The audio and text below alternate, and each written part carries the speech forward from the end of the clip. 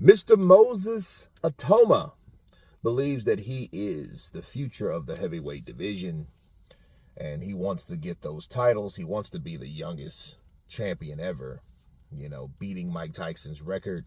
That's what he's in the business for.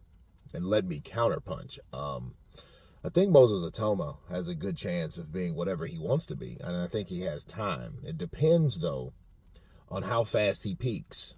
If he wants to beat Mike Tyson's record, you have to understand Mike Tyson was a guy that peaked a lot earlier than normal fighters did.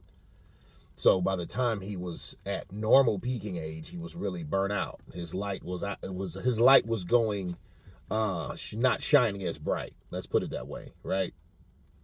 So you look at Moses Itauma, good head movement, good fundamentals, started in a lower weight class besides heavyweight. So he has a factor of speed, okay, and your expectation of timing, with dealing with faster fighters. When you're accustomed to fighting smaller guys, you have a tendency or a habit to be a lot quicker, a lot sharper. Your reflexes are more keener, when dealing with those guys. And that's an advantage for him. Now, he also has punching power. Now, I think, like all these other fighters, a lot of these punching, I don't think he's a massive puncher. I think he's a good puncher. But we will see as soon as he gets up there with someone that does have the skill level to a certain degree.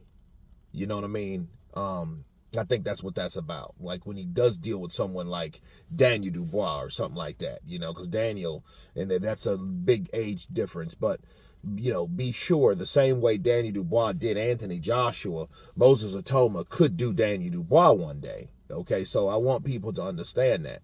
I think he's a major player in the heavyweight division. What's lacking? I don't really know. I mean, he's a quiet guy. He's a quiet, like Terrence Crawford-like guy, the quiet assassin, but in boxing, half of it is how much you can promote yourself, versus the promoters, because most promoters don't do that anymore. They're really just pimps, to be fair. You don't have that Don King explosive in your face.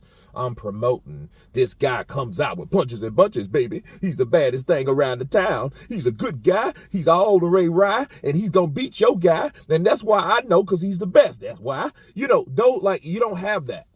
You don't have that Don King like personality when it comes to promotion, or the energy to promote like that. They're just there to, hey, this is my fighter. He's a good fighter. He's the WB whatever, champion of the World Cup, this. They're not really keen on promoting. So you have to be alike to yourself in a world that's ever going dark, right? And that's what you have to do. You have to stay relevant. The Keith Thurmans, the Adrian Broners, and, guys that are they're gone now, but they had what, other people don't, a gift of gab, a way to promote themselves. They always had an answer to every question that was asked. And then they had good timing asking. It wasn't